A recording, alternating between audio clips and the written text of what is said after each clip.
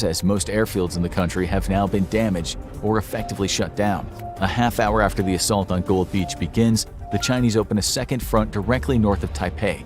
This assault meets with equally intense resistance, and huge Type 72 landing ships with bellies full of tanks and infantry fighting vehicles race to the beach. The second assault forces Taiwan to split its reserves as it rushes to ensure the Chinese can't gain a foothold, but Chinese airstrikes are making it difficult to quickly move troops around.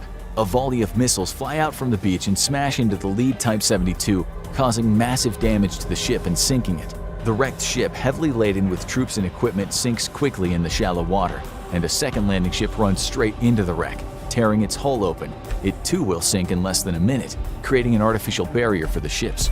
Regardless though, more ships continue the assault and despite the withering fire manage to make it to the beach. Ramps at their front open and the Chinese tanks and IFVs begin to pour out, to immediately be met by a flurry of American-made Javelin anti-tank missiles. Reactive armor on the Chinese tanks tries to deflect the incoming warheads but are largely unsuccessful against many of the most sophisticated tank-killing weapons in the world, and the US has provided thousands to Taiwan in anticipation of this invasion.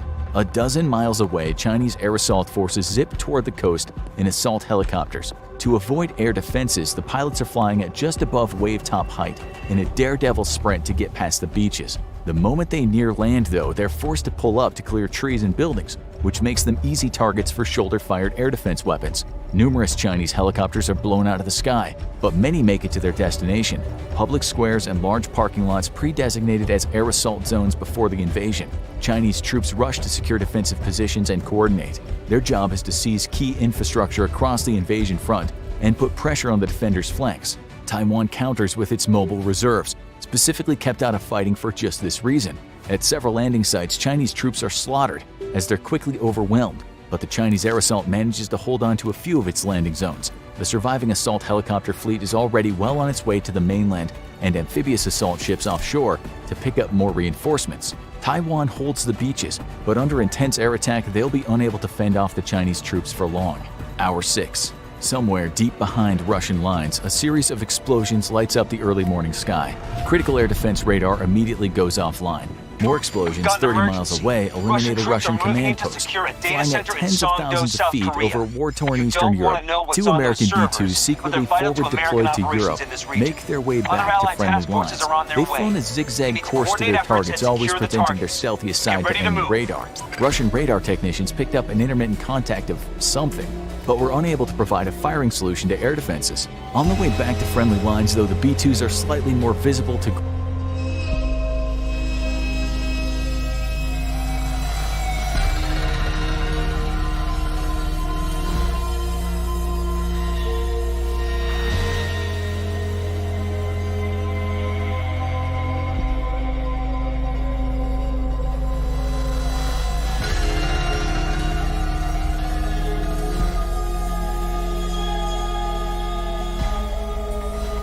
Got to start securing sectors. Enemy has majority control.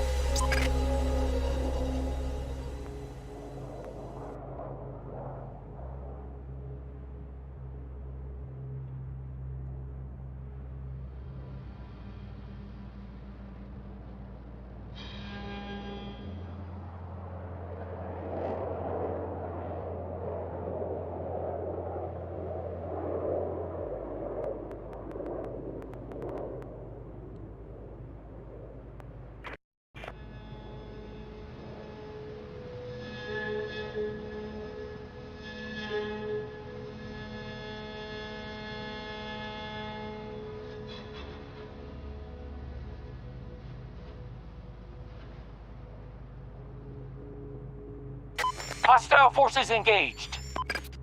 Task forces to your objectives.